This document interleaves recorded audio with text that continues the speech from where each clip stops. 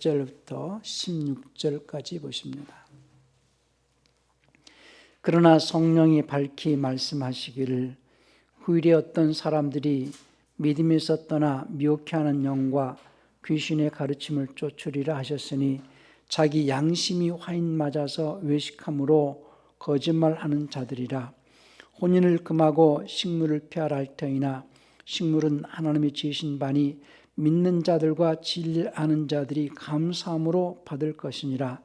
하나님의 지으신 모든 것이 선함에 감사함으로 받으면 벌 것이 없나니 하나님의 말씀과 기도로 성결케 됨이니라.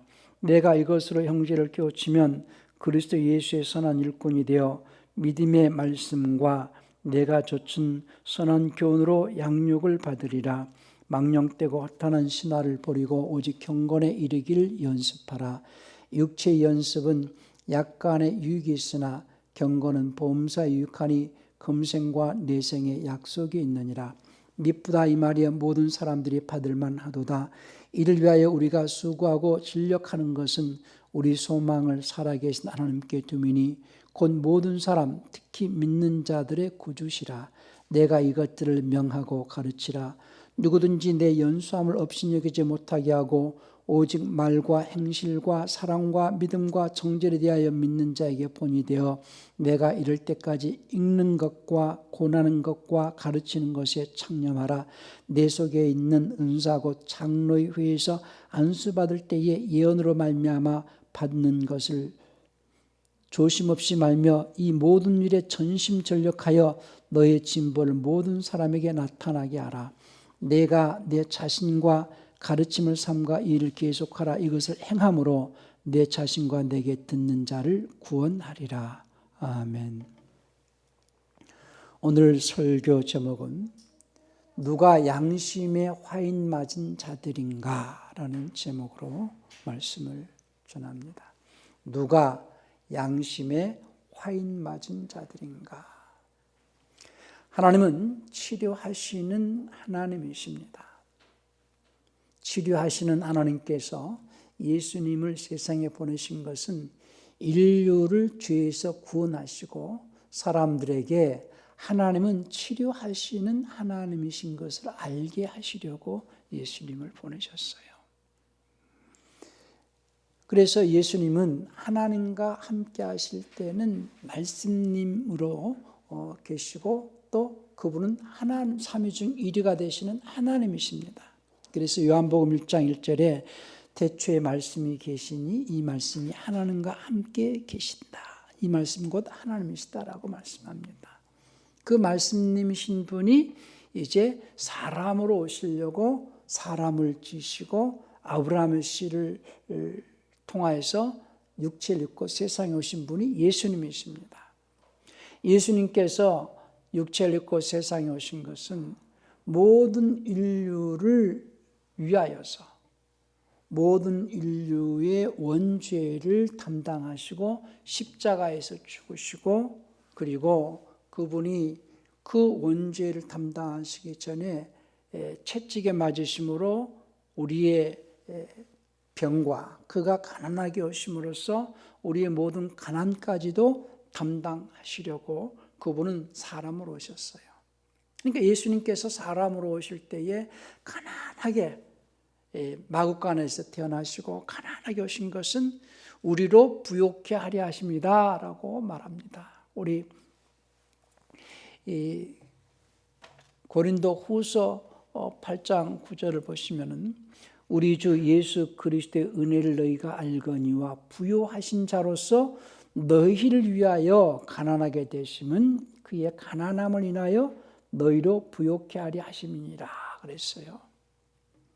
이건 부욕케 하는 것이 어떤 눈에 보이는 물질적인 부요도 해당될 수 있겠지만은 무엇보다도 우리 혼의 부요, 우리 마음의 부요, 마음의 풍요를 위하여서 그가 가난하게 오셨고 그가 채찍에 맞으심으로 우리가 나음을 입었다 할 때에 육신적인 질병도 해당이 되겠지만 무엇보다도 혼의 병, 혼의 질병. 과거의 구약의 사람들은 하나님께서 율법을 주셔서 그 율법을 지키고 그분의 명령에 순종하는 자들에게는 복을 주고 또 질병과 재앙에서 지켜주시겠다라고 약속하신 그 약속대로 이스라엘 사람들은 율법을 잘 지키고 하나님의 말씀에 순종함으로써 하나님의 보호를 받습니다. 그래서 구약의 내용은 육체의 예법으로서 육체에 관한 모든 것들을 하나님께서 지키시고 보호하시고 재앙과 질병과 육체적인 불을 허락하시고자 율법을 주셨지만은 신약에 와서는 이제는 우리 혼의 부요, 혼의 죄, 또 혼의 가난 이런 부분들을 이제 담당하시려고 예수님께서는 십자가에서 죽으시기 전에 가난하게 오시고 채찍에 맞아주시고 오셨다는 사실. 그래서 물론 예수님의 그 가난하게 오신 것과 채찍에 맞으심으로써 우리가 육체적인 부분도 해결되었지만 무엇보다도 육체적인 것보다 더 중요한 혼의 문제들이 해결되었다라는 것을 믿으셔야 됩니다. 지금 그리스도인들이 구약의 내용과 신약의 내용을 이렇게 조금 분별하지 않고 구별하지 않고 무조건 육신적인 것으로만 다 이렇게 대비하려고 하니까 이게 안 맞는 게 많거든요. 구약은 육체의 예법으로 율법을 주셨고 신약은 혼의법으로서 믿음의 법을 주셨는데 혼의법을 통하여서 혼의 평안과 혼이 잘 되게 함으로써 범사가 잘 되게 하시려고 예수님께서 가난하게 오셨고 예수님께서 채찍에 맞아주셨고 예수님께서 십자가에 죽으셨다는 거예요. 그래서 요한은 요한 3서 2절에서 사랑하는 자여 내 혼이 잘된 같이 범사에 잘 되기를 한다. 우리 요한 3서 2절을 잠깐 한번 볼까요? 요한 3서 2절이죠. 사랑하는 자여, 개역성경은 영혼이 잘됨 같이 이랬죠. 사랑하는 자여 내 혼이 잘됨 같이 내가 범사에 잘되고 강건하기를 내가 간구하노라. 그러니까 사람의 존재는 사람의 실체는 혼인데 혼이 잘 되면은 육체 문제도 환경 문제도 잘 될 수 있다는 거죠. 그래서 근본적인 문제, 구약에서의 모든 문제들은 결국은 육체의 문제로서 뭔가 해결하려고 하는 자들에게 율법을 주셔서 율법을 통하여서 하나님께서 환경적이고 육체적인 문제에서 재앙이라든지 어떤 질병의 문제를 보호를 해 주셨어요.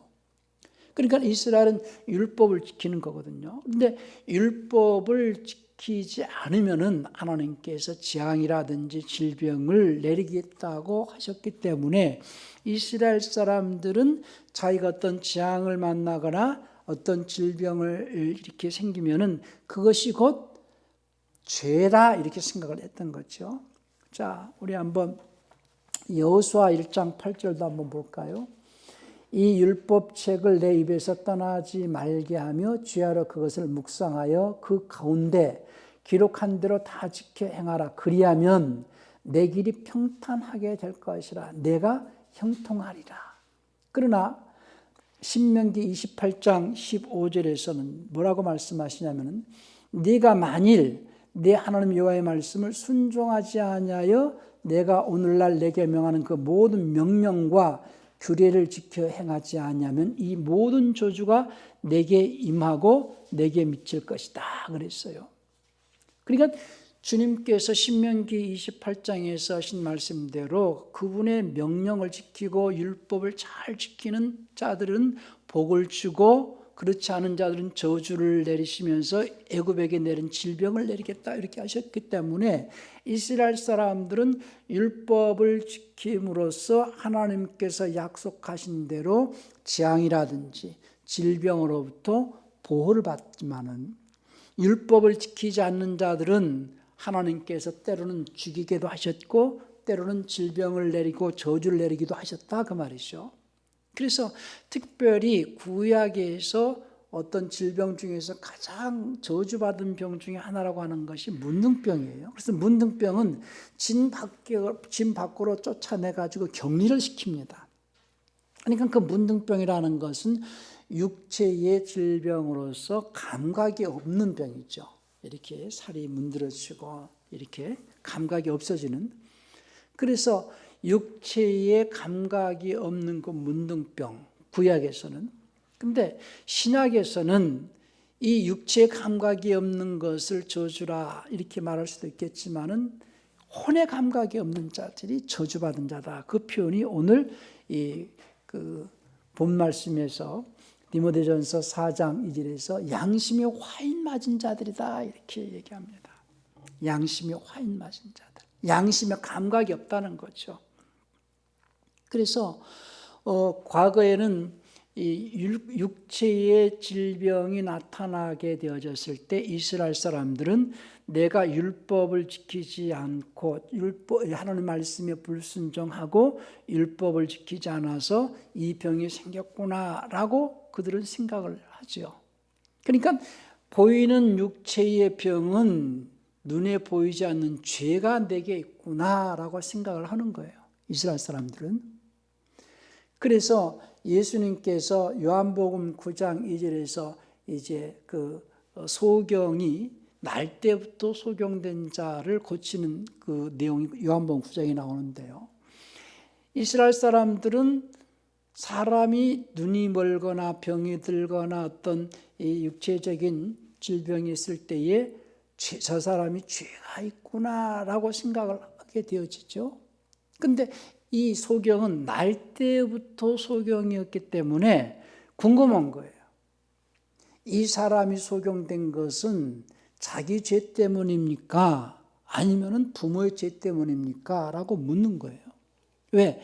이스라엘 사람들은 율법을 지키지 않음으로써 육체의 어떤 재앙이나 질병이 나오는 것이로구나 라는 인식을 갖고 있기 때문에. 그래서 이 사람은 날 때부터 소경이 되었는데 언제 이 사람이 죄를 졌는가?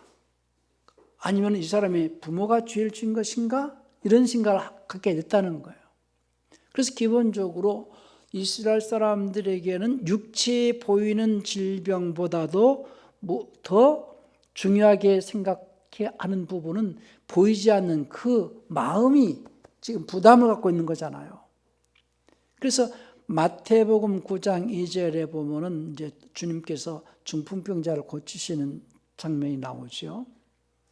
그러니까 이 사람이 지금 중풍병으로 오랫동안 이 침상에 누워 있는 것은 늘 자기가 어떤 마음을 갖겠어요. 나는 죄 때문에 이렇게 병이 들어서 침상에 오랫동안 누워 있구나 이런 마음을 갖지 않겠어요? 그런 그 병자에게 예수님께서 그 마음을 아시고 소자야 안심하라 내 죄 사함을 받았느니라 이렇게 먼저 말씀하셔서 그 환자, 그 병자의 마음부터 자유케 해주는 거죠. 마음부터 이렇게 치유해 주신다 그 말이죠. 우리 마태복음 9장 2절을 한번 볼까요? 마태복음 9장 2절에 보면은 침상에 누운 중풍병자를 사람들이 데리고 오거늘 예수께서 저희의 믿음을 보시고 중풍병자에게 이르시되 소자야 안심하라 내 죄 사함을 받았느니라. 이 중풍병자를 고치는 데 있어서 이 육체적인 중풍병을 고치는 비결이 예수님이 고치는 비결은 먼저 그 사람의 마음의 부담, 마음에 죄가 있구나라는 그 부담부터 덜어주고 그 다음에 이제 그 병자가 침상을 들고 걸어가는 사건이 이제 연속적으로 나오는 거죠. 그런데 그 주변에 있던 사람들이 뭐라고 그래요? 저가 네 귀에 죄를 사하는가 참남하다 이런 그 말씀을 하실 때 예수님께서는 뭐라고 말씀하십니까? 내 죄 사함을 받았느니라 하는 말과 침상 들고 일어나 걸어가라는 말 둘 중에 어느 것이 더 쉽겠느냐? 침상 들고 일어나는 문제는 질병 문제요. 질병 문제는 예수님의 채찍에 맞으면은 해결되어지는 문제지만은 죄를 사해야 되는 문제는 예수님이 십자가에서 고통을 받으시고 돌아가셔야 되는 문제로 죄 문제가 해결되어지죠. 그러니까 예수님께서 십자가에서 고통받고 십자가에 죽으셔야 해결되어지는 죄 문제보다도 채찍에 맞아서 병이 낫는 문제는 더 쉬운 문제잖아요.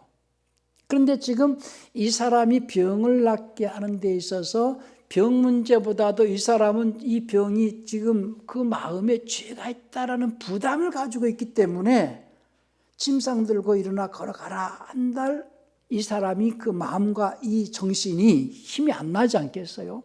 그러니까 예수님께서 이제 내 죄 사함을 받았느니라는 그 마음 속에 있는 죄 문제부터 해결함으로써 이 환자의 병이 이제 낫는 그런 어떤 이적을 보여주신 거죠.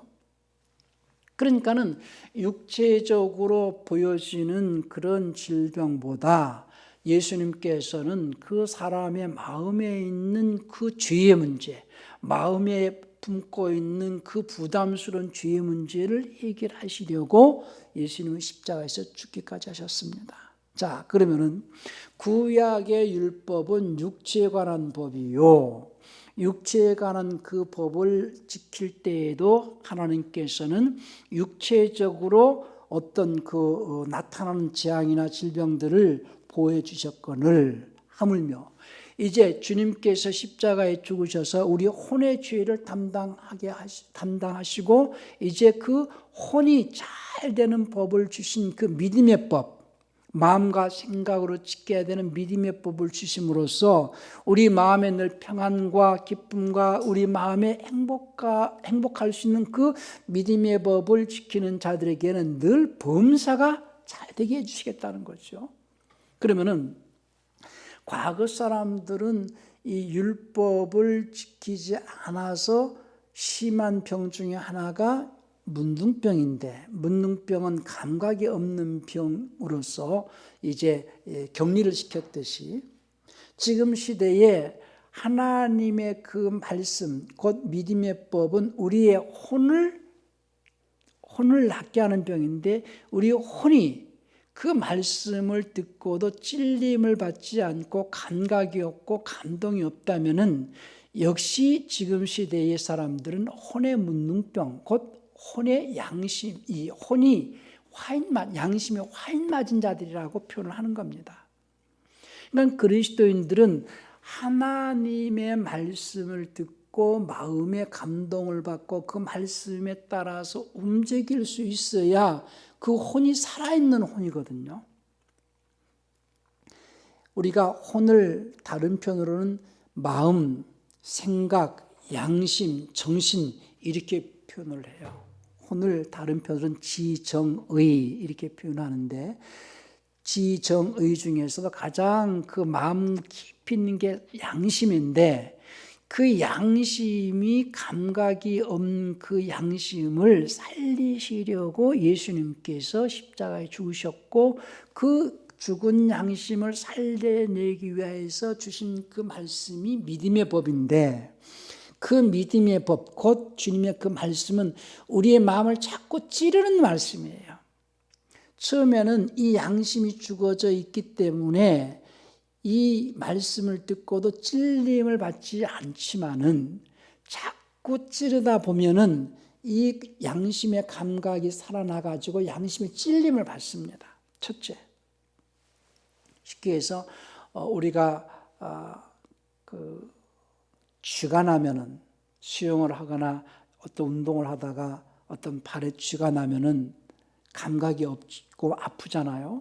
그러면 바늘 같은 걸로 이렇게 찌르거든요. 피가 돌게 하려고. 그래서 처음에는 그 감각이 없지만 자꾸 찌르다 보면은 피가 돌고 피가 나고 그 다음에는 감각이 돌지요. 그렇듯이 육체에 이 감각이 없을 때에는 뭔가를 자꾸 찔러서 피가 돌게 하듯이 우리 양심의 감각이 없을 때에 하나님의 말씀은 찌른 말씀인데 그 하나님의 말씀을 듣고도 찔림이 없는 자들은 그 말씀을 듣고도 찔리는 그 감각이 없는 자들은 혼의 양심에 화인 맞았다. 곧 양심이 마비되었고 양심에 문둥병이 걸렸다 이렇게 보는 거거든요. 왜냐하면 주님의 말씀은 찌르는 말씀이라고 누가복음 2장 35절에서 그런 표현을 하거든요. 우리 누가복음 2장 35절 한번 볼까요?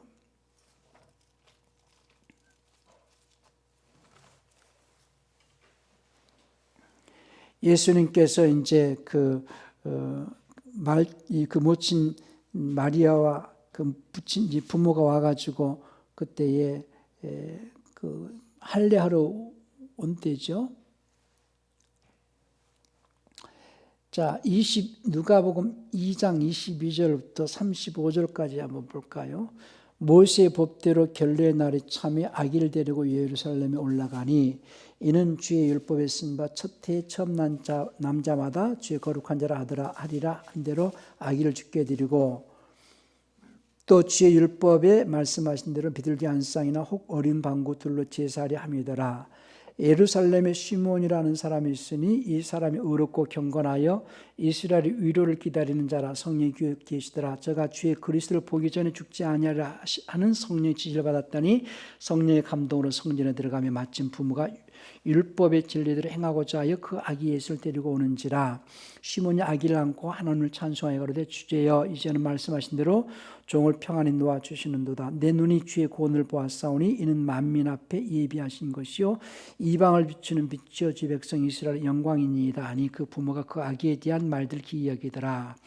시몬이 저에게 축복하고 그 모친 마리아에게 일러 가로되 보라 이 아이는 이스라엘 중 많은 사람의 피하고 흥함을 위하여 비방을 받는 표적이 되기 위하여 시험을 입었고 또 칼이 내 마음을 찌르듯 하리라. 이는 여러 사람의 마음의 생각을 드러내려 함이니라 하더라 그랬죠. 그러니까 주님께서 여러 사람의 마음과 생각을 드러내고 여러 사람들의 마음을 찌르듯 주님의 말씀은 칼로 그 마음을 찌르듯 하는 말씀, 진리의 말씀은 우리 그 사람들의 마음을 찌른다는 거죠. 그래서 그 말씀을 통하여서 우리의 양심을 자꾸 살려내게 하고 양심을 깨끗하게 하는 말씀. 신약의 말씀은 우리 양심을 살려내는 말씀, 우리 양심을 자꾸 찔러서 피가 돌게 하고 깨끗하게 하고 그 양심을 살려내는 말씀이라는 거예요. 그러니까 히브리서 9장 14절을 또 한번 볼까요?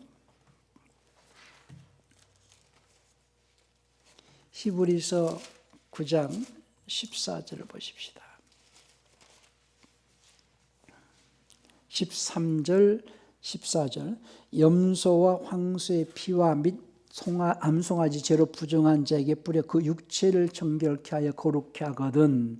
그러니까 짐승의 피는 육체를 정결케 하여 거룩케 한다 할 때에 그 짐승의 피는 율법을 말하는 겁니다. 율법은 육체의 행위를 거룩하게 하고 깨끗하게 하거든 이런 말이에요. 하물며 영원하신 성령으로 말미암아 흠없는 자기를 하나님께 드린 그리스도의 피가 어찌 너희 양심으로 죽은 행실에서 깨끗하게 하고 살아계신 하나님을 섬기게 못하겠느냐 할 때에 예수님의 피가 양심으로 죽은 행실에서 깨끗하게 한다 할 때 예수님의 피는 믿음의 법을 말한다 이 말이죠.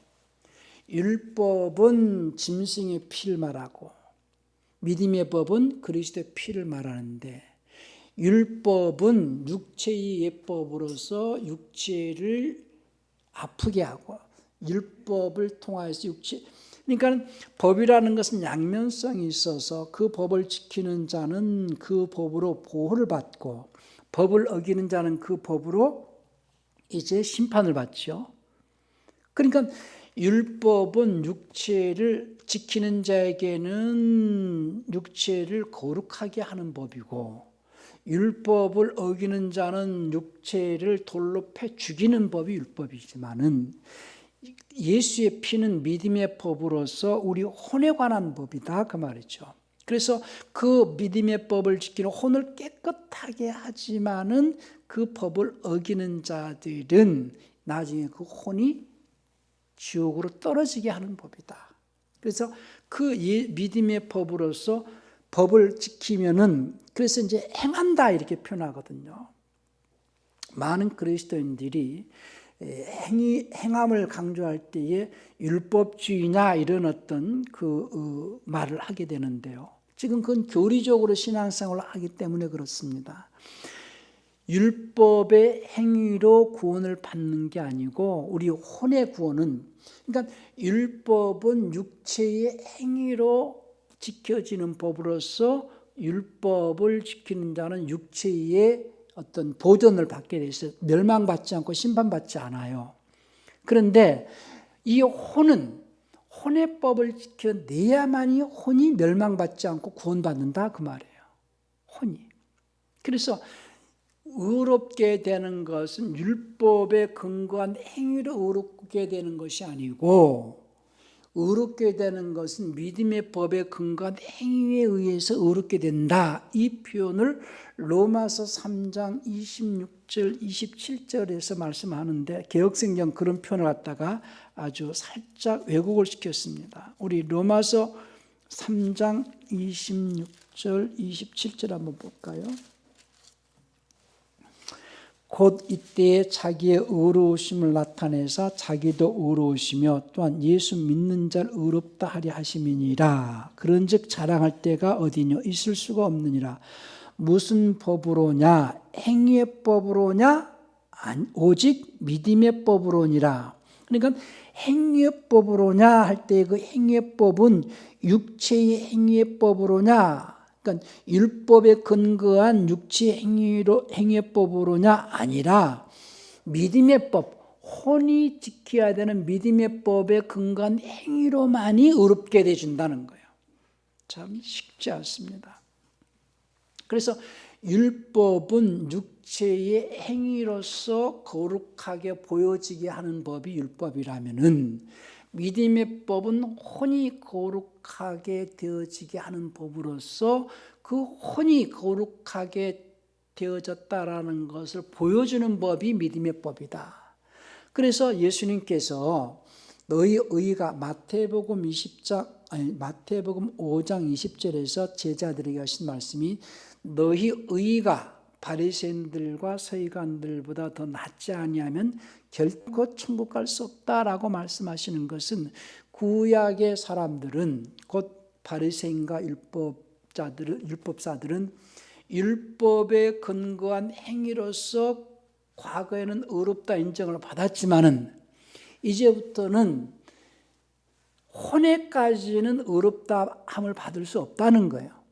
육체의 행위로서 의롭다 인정을 받았지만 그 혼까지는 구원할 수가 없다. 그러니 혼이 구원받고 혼이 의롭다 하게 하려면 믿음의 법을 지켜야 된다. 그 믿음의 법을 지켜내는 행위로서 의롭다함을 받는다 할 때에 그 믿음의 법을 지키도록 이제 주님께서 우리에게 주셨는데, 그 믿음의 법을 자꾸 전할지라도 이 사람들이 그 믿음의 법을 지키지 않는 것 또는 지키지 못하는 것은, 첫째, 그 믿음의 법은 마음으로 지켜야 되는데 마음의 양심에 감각이 없으면 지켜낼 수가 없죠. 왜냐하면 그 양심이 듣지 못하거든요. 깨닫지 못하거든요. 그러니까 양심에 화인 맞았다라고 할 때는 그 마음이 감각이 없다. 그 마음에 문둥병이 걸렸다. 감각이 없기 때문에 말씀을 들어도 찔림을 받지 않는다는 거예요. 어떤 감동도 없고. 그러니까는 주님을 사모하는 마음을 갖고 있는 자들은 주님께서 책망하실 때에 찔림을 받지요. 그래서 사도행전 2장 37절 38절에 보면은 이제 성령이 그 마가다락방에서 성령의 역사가 있을 때에 이제 거기에 있는 사람들이 방언을 하고 할 때에 그 경건한 유대인들이 이제 그들을 향하여서 저들이 술 취했구나라고 할 때에 베드로가 일어나서 우리가 술 취한 것이 아니라 이제 예수님에 대해서 쭉 복음을 전할 때에 그 경건한 유대인들이 마음의 찔림을 받습니다. 마음의 찔림을 받고 우리가 어떻게 해야 되겠느냐, 형제들아 우리가 어찌할까 하거늘 할 때에 베드로가 회개하라. 그리고 죄사함 받고 성령을 받으라. 뭐 이런 얘기를 합니다.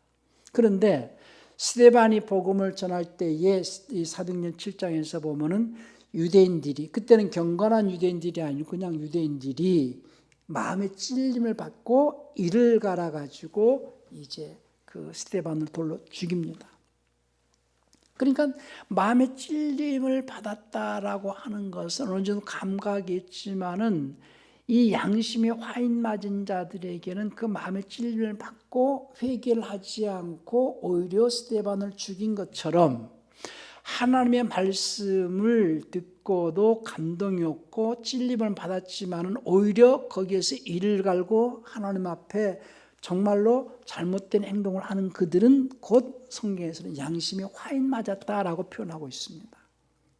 그러니까 우리가 신앙생활을 할 때에 하나님의 말씀을 들을 때에 이것이 사람의 말이 아니라 하나님의 말씀이라고 인정을 한다면 그 말씀 앞에 자기 자신을 돌아보고 그 말씀에 찔림을 받았다면 회개함으로써 하나님께 은혜를 받는 신앙인이 되셔야 됩니다. 그런데 하나님의 말씀을 듣고 찔림을 받았어도 거기에서 오히려 시험에 들고 설교자라든지 그 찌르는 말씀을 전하는 자에게 어떤 일을 가는 일이 생긴다면 그는 곧 양심에 화인 맞은 자다, 이렇게 표현한다는 거죠. 그러니까 오늘 바울이 디모데에게 쭉 이렇게 권하는 것, 읽는 것과 또 가르치는 것과 이런 것들을 청렴하라 하면서 이러한 것들을 가르치고 행할 때에 너와 그 가르침을 받는 자들이 다 구원을 받을 것이다 라는 표현을 썼어요. 우리 그 오늘 본 말씀에 디모데전서 4장 한번 다시 볼까요?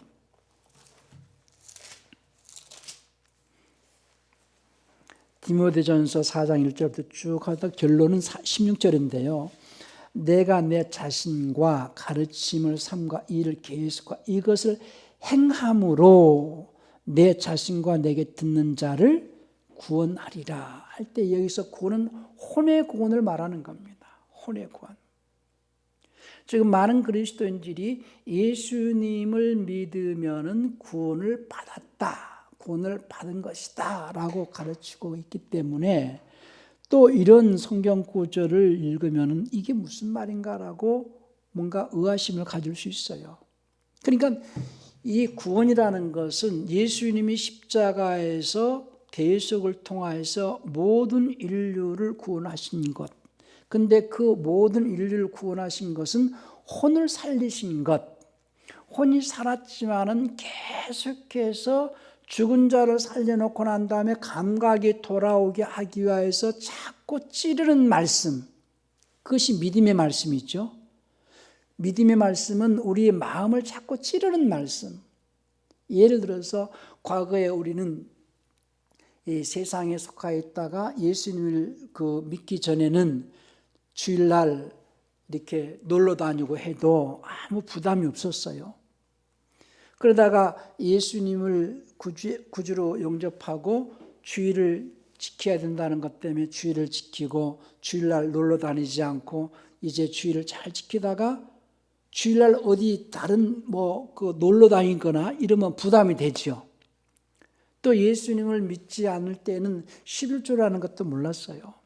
그런데 예수님을 믿고 교회를 다니면서 자꾸 11조를 통하여서 우리가 하나님의 사람인 것을 입증하는 것입니다. 이런 설교를 들을 때에 11조를 안는 사람은 자꾸 마음에 찔림을 받잖아요.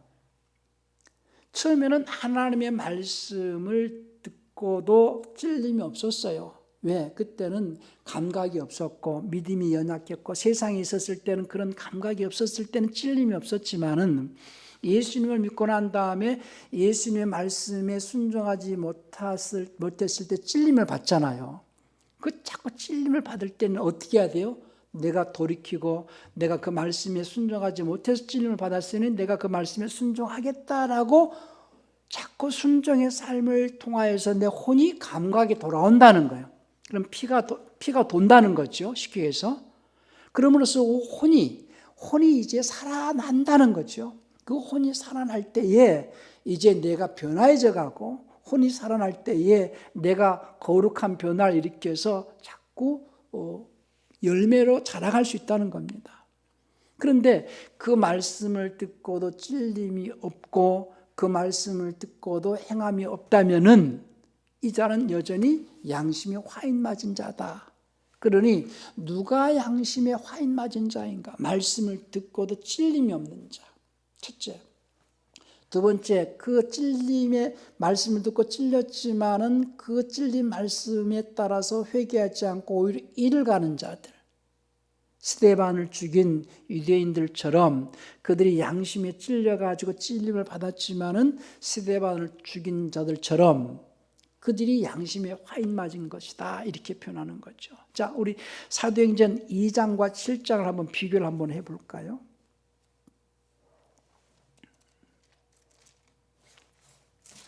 사도행전 2장 37절 38절 한번 보십시다.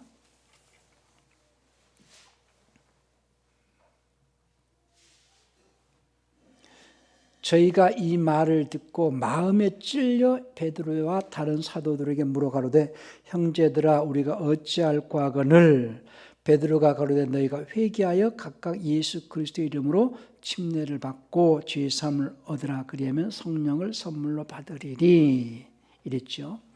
그래서 나중에 이제 이 말대로 회개하고 이제 3,000명이 더 제자 수가 늘었는데요. 마음의 찔림을 받을 때에 이 기회는 내가 은혜 받을 기회다라고 생각을 하셔야 됩니다. 어떠할 때에? 회개하게 될 때에 은혜 받을 수 있는 기회다. 그런데 사도행전 7장을 한번 보실까요?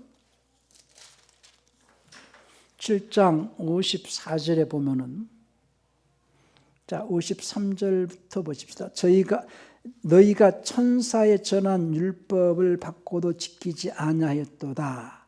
그러니까 이 율법은 천사를 통하여서 준 법이다라는 거죠. 54절에서 저희가 이 말을 듣고 마음에 찔려 저를 향하여 이를 갈거늘. 그래서 유대인들이 스데반의 설교를 듣고 마음에 찔렸지만은 이를 갈므로 인하여서 59절에 가서는 스데반을 돌로 쳐 죽입니다.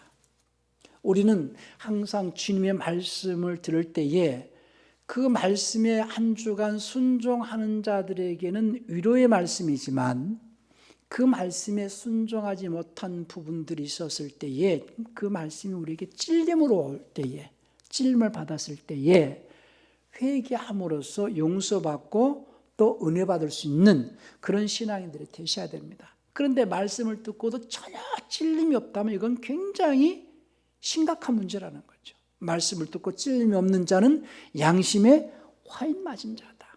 누가 양심에 화인 맞은 자인가?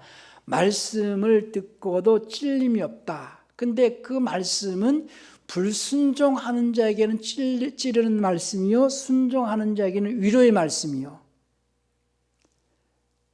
전에 교인들이 늘 그런 얘기를 목사한테 해요. 목사님 세상에서 힘들게 어렵게 한 주간 살다가 주일날 하나님께 위로받고자 왔는데 목사님 설교를 통하여서는 가끔 찌르는 말씀을 그렇게 하십니까? 왜 그들에게 그 말씀이 찔리는 말씀으로 들리겠어요? 그 말씀대로 살지 못했기 때문에 찌르는 말씀이 되는 것이고, 그러나 그 어려운 환경과 또 어려운 형편 속에서도 그 말씀을 지켜내기 위해서 고난도 있었을 것이고 핍박도 있었을 것이고 궁핍도 있었을 터이지만은 그 말씀을 지켜내는 자들에게는 그 말씀이 위로의 말씀이 되어야 됩니다. 그러니까 항상 우리는 하나님의 말씀이 나에게 위로의 말씀이 되어지도록 생활할 수 있도록 해야 됩니다. 그 말씀이 위로가 되는 말씀이 되어지도록. 그러나 그 말씀에 순종하지 못해서 그 말씀에 찌르는 말씀으로 들려졌을 때는 회개할 때에 또 주님께서는 용서해 주시고 은혜를 베푸시는 분이시다.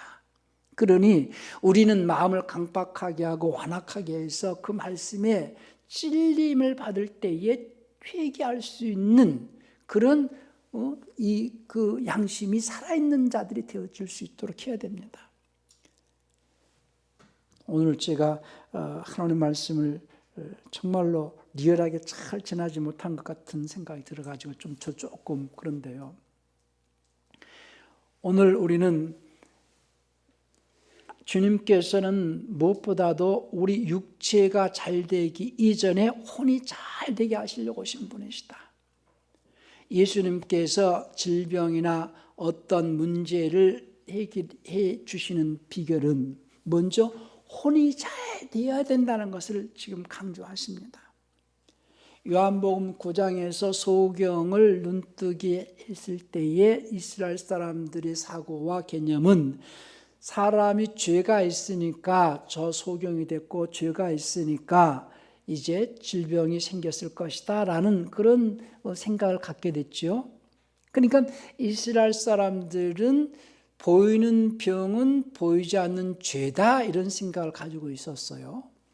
그러한 이스라엘 사람들에게 예수님께서는 보이는 그 병을 고치기 전에 보이지 않는 마음에 죄가 있다는 부담부터 해결하시려고 중풍병자에게 마태복음 9장 2절에서 소자야 안심하라 내 죄를 사하여졌다. 내 죄가 사하여졌다라고 마음의 죄부터 마음의 부담부터 그럼 혼이 잘 되게 하시려고 하셨다는 거예요.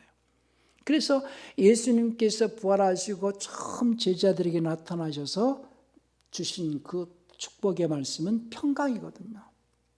근데 그 평강의 말씀, 그 말씀이 내게 평강의 말씀으로 들려지게 하려면은 내 마음이 완악하거나 강박하지 않아야 된다는 거예요. 양심에 화인 맞은 자들은 감각이 없을 것이고 그 말씀에 감각이 있어 찔림을 받는 자들은 또 그 말씀의 회개를 통하여서 자기 혼이 더욱 잘 되게 할 수 있도록 그래서 신앙생활은 하나님의 생명의 말씀에 순종함으로 양심이 살아있음을 자꾸 입증하는 생활이 되셔야 됩니다. 신앙생활은 생명의 말씀에 순종함으로 양심이 살아있다는 것을 입증할 수 있는 그래서 찔림받을 때는 회개해야 되고 그 말씀이 나에게 위로의 말씀이 되기 위해서는 늘 그 말씀에 순종하는 삶을 통하여서 자기 혼이 잘 돼서 하나님의 보호를 받을 수 있는 그런 생명이 넘치는 신앙생활을 하셔야 됩니다. 지금 코로나19라는 이 어려운 시국에서도 다행히 우리 이 교인들은 한 사람도 그런 어려움을 당하지 않고 하나님의 보호를 받고 있다고 저는 생각을 해요. 그래서 우리는 우리의 지금 전 세계적으로 코로나19가 이렇게 창궐 하고 또 우리 생활 속에서 어떤 어려운 문제가 있을 때에 늘 그분의 말씀을 붙잡고 나갈 수 있기를 바랍니다. 그래서 하나님의 보호를 받고 하나님의 생명싸기 안에서 늘 승리하는 신앙인들이 되셔야 됩니다. 그래서 신앙생활은 어떤 종교생활이 아니라 생활 속에서 살아계신 하나님을 경험하고 생활 속에서 하나님의 보호를 받으면서 하나님을 경험하는 생활이 되어질 수 있도록 그래서 우리는 하나님의 그 생명의 말씀을 붙잡고 그 말씀에 순종할 때에 하나님의 보호하심과 또 어떤 어려운 문제 속에서도 우리가 해결받을 수 있다는 것을 믿고 행할 수 있는 그런 자들이 되시길 바랍니다. 그래서 실질적으로 우리가 주일날 주님께서 주신 그 말씀을 붙잡고 세상을 향하여 나갈 때에 코로나라든지 어떤 생활 속에서 어려운 문제라든지 또 당면한 모든 문제들도 해결되어질 수 있는 그런 하나님의 그 은혜를 경험하면서 승리할 수 있기를 바랍니다.